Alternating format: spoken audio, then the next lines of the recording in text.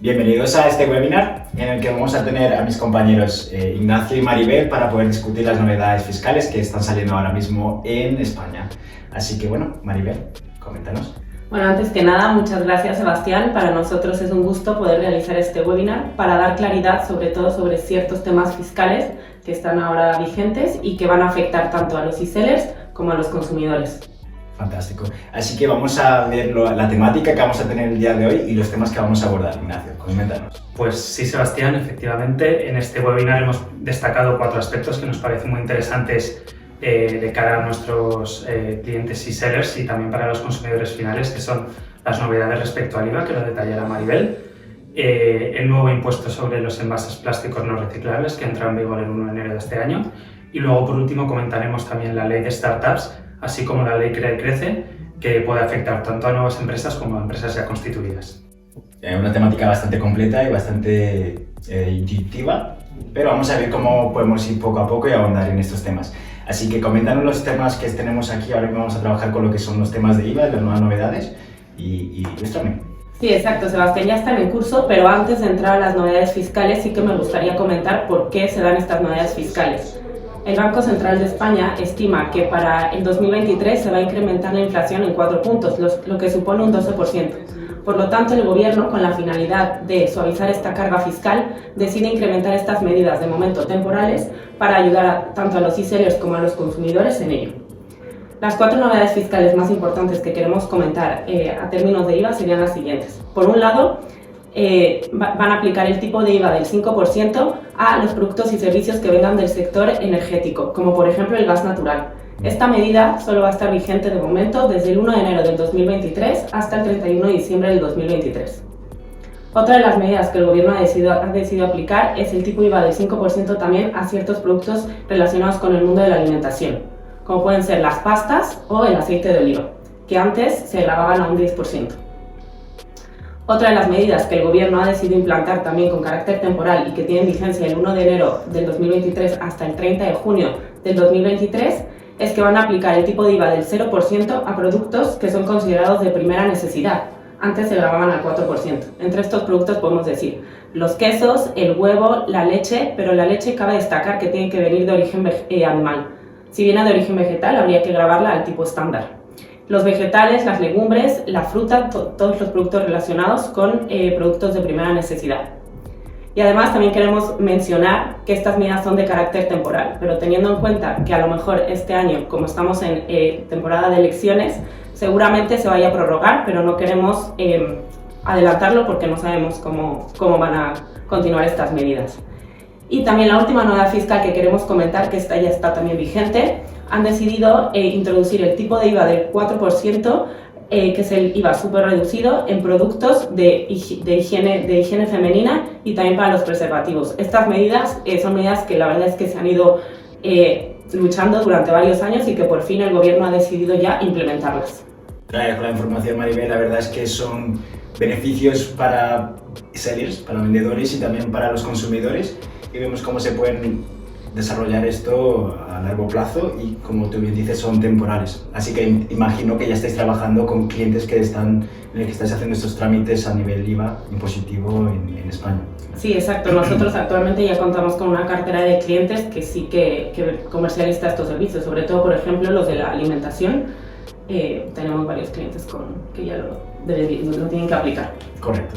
Así que bueno, me alegro que esto se haya implementado, y ahora saltaremos a lo que sería, bueno, las nuevas medidas ecológicas que estamos viendo, que cada vez estamos tirando a un mundo más verde, y medidas que se están viendo mucho en Francia y en Alemania, y bueno, España no se está quedando atrás en este sentido, y estamos hablando sobre los envases plásticos. ¿Correcto, Maribel? Sí, correcto, pero aquí cabe diferenciar un punto, porque lo que tú me estás comentando va un poco relacionado con el IPR, pero en España han sacado un nuevo impuesto, que es el impuesto del plástico, que es un nuevo impuesto que crea el Gobierno con el fin de que las empresas en toda su cadena de producción utilicen menos plástico y opten por alternativas más sostenibles. Ignacio va a hablar un poco de la parte más técnica, pero bueno, era importante mencionar de dónde viene este impuesto y quién lo crea. Bueno, entonces, Ignacio, puedes ahondar un poco más en este tema. ¿Nos puedes comentar sobre qué tipología, cuáles son los requisitos? Bueno, vamos siguiendo punto a punto y vamos a ver cómo lo podemos cubrir. Pues como decíamos al principio del webinar, este impuesto entró en vigor a partir del 1 de enero de este año y a diferencia del IVA es un impuesto que va a afectar a todo el territorio español, es decir, el IVA afecta solo a la península y Baleares y este impuesto va a afectar tanto a Península Baleares y también a los territorios de Canarias, Ceuta y Melilla.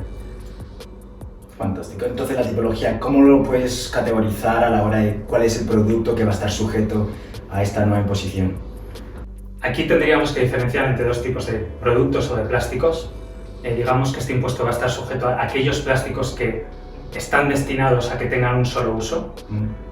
Por ponerte un ejemplo, una caja de zapatos que viene embalada por un plástico, ese plástico va a estar sujeto a este impuesto. Entiendo. En cambio, un tupper que usamos todos los días para guardar comida en la nevera, como está pensado para que lo usemos más veces, ese plástico no va a tener que pagar este impuesto. Entiendo que son productos de larga duración de plástico, no estarían reconocidos como dentro de esta categorización. Exactamente. Lo que pretendemos, o lo que pretende el gobierno en este caso, es gravar o penalizar aquellos plásticos que no se van a reutilizar. Fantástico. Entonces entiendo que se ha implementado esta nueva medida y es a principio de este año, de 2023. Hay un tiempo de gracia que estamos en el que, bueno, supongo que es una nueva medida, todos los vendedores que están sujetos a esta imposición tendrán que adaptarse. Eso es. Como hemos dicho, a partir del 1 de enero de 2023 entró en vigor este impuesto, pero como tú bien preguntas, Sebastián, hay un periodo de un mes de gracia. Es decir, que si tenemos la obligación o una empresa está obligada a pagar este impuesto a partir del 1 de enero de 2023, no será hasta el 31 de enero de 2023, que ya pasó, cuando ya tenía que empezar a tomar las medidas oportunas o los registros para darse de alta en este impuesto. Pues entonces me gustaría saber quién estaría sujeto y cómo lo aplicarían las empresas en este sentido. ¿Va a ser repercutido sobre el cliente final al final? No sé, explícame un poco más de esta... Pues sí, la ley establece cuatro supuestos donde va a recaer este impuesto. El primero de todos va a ser en la fabricación, que es el primer paso de la cadena. Va a ser, en este caso, el fabricante, cuando realice la primera entrega de este plástico, el que tenga que pagar este impuesto. En el segundo supuesto va a ser en la importación. En el caso de que yo, por ejemplo, tenga mi empresa que realice una importación, una compra a un proveedor que esté establecido fuera de la Unión Europea, pues va a ser en el momento de la importación, cuando tenga que pasar la mercancía por aduana, cuando tenga que pagar este impuesto. En tercer lugar está la adquisición intracomunitaria, que es muy parecido a la importación, salvo que esta vez, pues, en vez de un proveedor establecido fuera de la Unión Europea, será un proveedor establecido dentro de la Unión Europea. Y por último, que es un supuesto donde la agencia tributaria no ha detallado bastante, es en el uso irregular de estos materiales plásticos, que es un poco como un cajón desastre. Entonces estamos hablando de, bueno, que esto se podría ajustar más o menos a la periodicidad de presentaciones de IVA y ¿tendrá un modelo específico sobre este tipo de presentaciones? Pues sí, efectivamente, esto se va a tener que presentar mediante el modelo 592, que como bien decía se ajusta a la periodicidad que tiene la empresa con el IVA. Es decir, si mi empresa está presentando de forma mensual los modelos de IVA, pues voy a tener que presentar de forma mensual el modelo del impuesto al plástico. Y lo mismo pues si presento de forma trimestral el IVA. Si presento trimestralmente, pues tendré que presentar de igual forma trimestralmente el impuesto al plástico. Genial. Bueno, vamos a ir ahora a lo que nos interesa a nosotros. Básicamente, ¿cuánto nos va a costar? Pues sí, la ley ha establecido una base imponible de 45 céntimos de euro por cada kilogramo de plástico fabricado o introducido. Es decir, que si yo fabrico 100 kilogramos de plástico, pues voy a tener que pagar 45 euros. Vale, entonces supongo que use bastante plástico, digamos, pues ese tipo de industria como el cubrir colchones y esto, pues va a haber un incremento en sus costes. Efectivamente, y sobre todo porque al final le puede repercutir al consumidor final. Bueno, vamos a ver si... Maribel, no sé si quieres discutir si tú ves algún tipo de ventaja o desventajas en este tipo de sostenibilidad. Así es, Sebastián, como cualquier impuesto que se crea, podemos hablar tanto de las desventajas y las ventajas que va a conllevar el mismo. Por un lado, si nos centramos solo en las ventajas, el gobierno ha creado este impuesto con la finalidad de que las empresas opten por utilizar en su cadena de producción medios más sostenibles, es decir, que reciclen más y que utilicen menos plástico y menos envases. Por otro lado, otra de las ventajas que puede tener este impuesto es que se eliminan los residuos plásticos y también se lucha por combatir el cambio climático, de lo que tanto hemos oído y de lo que continuamente se están implementando nuevas medidas para luchar contra ello. Sin embargo, como todo impuesto, también lleva una serie de desventajas y sobre todo también para los e-sellers y al final para el consumidor final. Y entre las desventajas podemos decir que por un lado van a aumentar los precios, porque aunque este impuesto se va a gravar en la cadena de producción, al final va a ser el consumidor final el que va a tener que pagarlo. Por otro lado, puede generar una desigualdad social, porque seguramente las familias con bajos ingresos no puedan acceder a esos productos más sostenibles. Por otro lado, también podríamos mencionar que puede ser un poco difícil de aplicarlo a la hora de la hora, porque el gobierno puede encontrar dificultades a la hora de recaudarlo y controlar que todo el mundo está cumpliendo con este impuesto. Y como comentaba Ignacio, como también implica a los importadores, a la hora de controlar estas importaciones igual se dificulta también. Y por último, y creemos que es el más importante y que deberíamos mencionar, es que a nivel de España puede suponer una pérdida de competitividad de las empresas españolas, porque a día de hoy solo está vigente y solo se ha creado en España. Lo que al comparar con el resto de la Unión Europea, si nos comparamos con otra empresa de la Unión Europea que no tenga que aplicar este impuesto, pues seguramente España baje en su competitividad. Bueno, muchas gracias por esa información que me has dado. La verdad es que son muchos puntos bastante delicados y que, bueno, se va sopesando y supongo que, bueno, habrá países que más o menos puedan implementar esto en un futuro.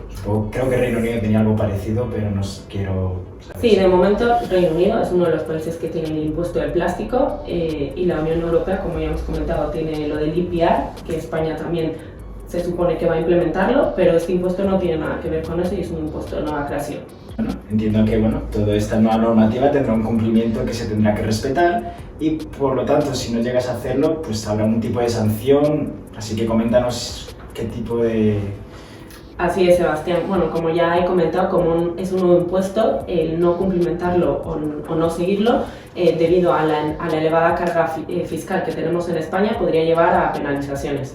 Hasta el momento, las penalizaciones que se han aprobado y que se van a aplicar serían, por un lado, si no te has registrado en el impuesto y además no tienes una representación fiscal, te podrían costar hasta 1.000 euros. Por otro lado, si no cumples con el requisito de la factura, la primera vez es un 50% del impuesto y la segunda vez puede elevarse hasta un 75%. Y por último, si no estás teniendo en cuenta bien las exenciones del producto y no lo estás aplicando, esto puede suponer una penalización de hasta un 150% del beneficio fiscal con un mínimo de 1.000 euros. Por lo tanto, nosotros desde Avask recomendamos que el e-seller comience a aplique este impuesto en cuanto antes y comience a cumplir con la legislación. Sin duda alguna es algo que se tiene que abordar y se tiene que implementar pronto para evitar este tipo de problemas de cara al futuro. Pero muchas gracias por la información. Vamos a saltar al siguiente tema, que estamos hablando de, todos los días estamos hablando de lo que es emprendimiento, y definir también qué es una pyme, qué es un autónomo, y también estamos hablando de la ley Startup. Entonces, coméntanos, ¿qué es eso, Ignacio? Bueno, antes de nada, Sebastián, yo creo que es muy importante que definamos qué es una startup, porque yo creo que hay mucha gente que confunde una empresa de nueva creación con una startup y da por hecho que cualquier empresa que se cree ya de por sí es una startup y no es así.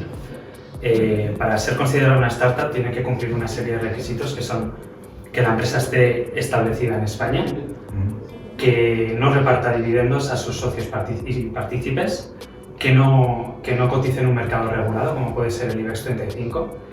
Y el punto, creo que es el más importante de todo, es que tiene que desarrollar un proyecto que esté dirigido a mejorar una situación o un problema con una base tecnológica. Es decir, por poner un ejemplo, una pastelería que abra un local en un barrio de España y que se dedique a vender sus pasteles a los consumidores, pues eso no es una startup, es una empresa nueva, pero no se consideraría una startup. Pero, por ejemplo, si esta pastelería desarrolla una aplicación para los smartphones en el que va a recibir los pedidos customizados de los clientes, pues a lo mejor sí ya podría considerarse una startup. Fantástico. Entonces supongo que habrá un proceso en el que se pueda evaluar esto. Supongo que la agencia tributaria evaluará si tú estás dentro de esa categoría de startup y te garantizará qué tipo de beneficios estamos hablando.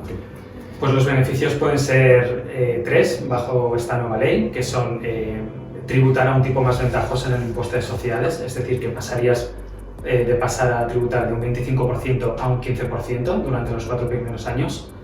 El segundo beneficio sería la opción de no pagar los pagos fraccionados sobre el impuesto sobre sociedades durante los 2 primeros años. Y por último, también la posibilidad de solicitar el aplazamiento de las deudas de la cuota del impuesto sobre sociedades. Suena bastante atractivo, un incentivo que, pues, bueno, para aquellos que quieren emprender en España, pues ya sabes lo difícil que es, pues, para empezar. Y entiendo que, por lo que me estás comentando, estamos hablando de impuestos de sociedades. Esto no aplica para nada a autónomos. No, de momento no han sacado ninguna regulación que pueda beneficiar en ese aspecto a un autónomo. Bueno, pues espero que sea algo pronto también para aquellos autónomos que quieren lanzar. Y bueno, ha sido bastante informativo en ese sentido. Muchas gracias, Ignacio. Y por último vamos a hablar y desarrollar el tema de lo que sería la ley Crece, discúlpame.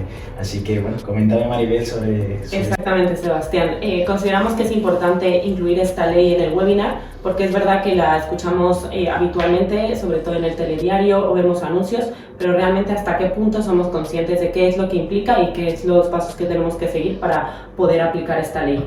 Antes que nada, bueno, comentar que esta ley se aprobó el 22 de septiembre del 2022, se publicó en el BOE el 29 de septiembre y entra en vigor el 28 de marzo del 2023, siguiendo unas determinadas fases que comentaré más adelante. Comentar también que esta ley tiene como objetivo, es un plan de recuperación y transformación también para conseguir una era más digital. Entonces, entre los objetivos de esta ley podemos decir que por un lado lo que pretende es agilizar la creación de empresas, que sea mucho más fácil crear una empresa. Por ejemplo, a partir de ahora, con un capital social de 1 euro puedes crear una empresa y antes, para poder crear una empresa, necesitabas en una SL un capital social mínimo de 3.000 euros. Impresionante, la verdad, es un incentivo bastante provechoso para aquellos emprendedores, con 1 euro empezar una empresa, pero también queremos saber los tiempos. Vamos a ver si se manejan unos tiempos asequibles para poder empezar con todo este trámite. Eso es muy buen punto, Sebastián, la verdad que bueno que lo sacas a la luz, porque también haciendo una comparativa con el resto de países de la Unión Europea y hasta de Reino Unido, cuando hablamos de los tiempos para constituir una sociedad suelen ser más cortos, entonces España también perdía un poco de competitividad. Entonces con esta nueva ley también va a aumentar la competitividad porque a partir de ahora, con la agilización de la creación de empresas, en un plazo entre 48 horas y 72 puedes tener constituida tu empresa y ya operando totalmente, y esto también va a disminuir pues todas las cargas administrativas y reducción de tiempos. Como si estuviéramos hablando de un autónomo, la creación de un autónomo, de una alta de autónomo. Exacto, fantástico. Muy parecido. Y luego también esta ley lo que pretende es reducir la morosidad, que lo pretende hacer a través del uso de la facturación electrónica, que ahora entraré un poco más, y pues eso, favorecer el crecimiento de empresas en España para aumentar también el tejido empresarial con el que contamos en España, ya que, bueno, como sabes, las pymes en España representan gran parte de la economía. Sí, no, sí, siempre en todos los países siempre es la base de la economía. Exactamente. Así que bueno, coméntanos más cuáles. Me dijiste que eran 2 etapas, empezó en septiembre, a finales de septiembre se aprobó y está en el boletín informativo del Estado. Pero coméntanos. Justo. Bueno, antes que nada quería entrar un poco a hablar del uso de la facturación electrónica, porque a partir de ahora va a ser obligatoria para todas las empresas. Las fases van a determinar los tiempos, pero no la obligatoriedad de la misma. La facturación electrónica también, como sabéis, es un plan que se pretende implantar en toda la Unión Europea. De hecho, hay en varios países de la Unión Europea que también está vigente. Otros países, a lo mejor como Polonia, pueden estarlo aplazando, pero al final la idea es unificar todo esto en la Unión Europea y que todas las empresas lleven una facturación electrónica.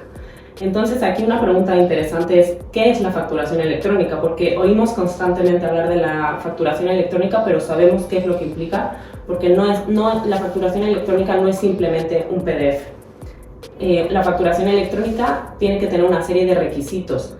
Es verdad que va a replicar la misma información legal que tiene la factura en papel, pero tiene que tener una serie de formatos. Hasta ahora los aprobados son, si no me equivoco, EDI, Facturae y VL. ¿Vale? Esos son los formatos que tienen que llevar para poder trabajar con la facturación electrónica. Por otro lado, en España, a diferencia de otros países, para poder llevar una facturación electrónica se va a tener que hacer uso de plataformas externas, es decir, no va a estar linkeada directamente con el gobierno, como puede suceder en otros países.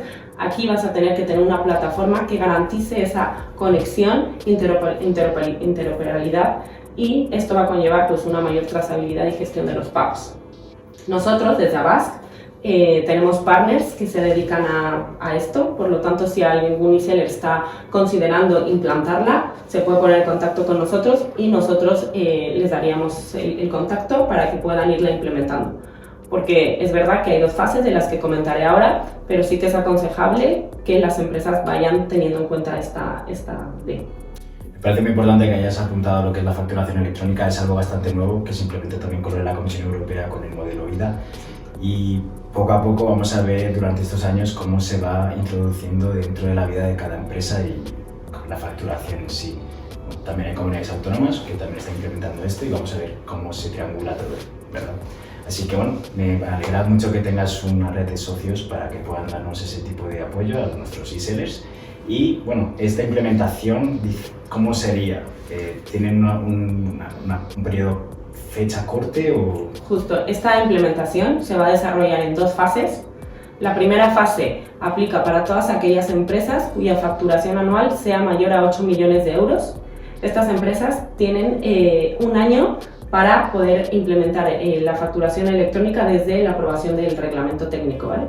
Y la segunda fase es para todas aquellas empresas cuya facturación anual es menor de 8 millones de euros, en las que tienen 2 años para implementar esta medida. Como comentamos, es verdad que aquellas empresas cuya facturación es menor a 8 millones tienen más tiempo, pero no se deberían tampoco quedar dormidos porque va a ser obligatoria y, por ejemplo, aprovechando ahora el auge del kit digital, sí que podría ser interesante utilizar eso para la facturación electrónica. En 2 años no sabemos si el gobierno va a seguir dando estas subvenciones y al final va a ser obligatorio.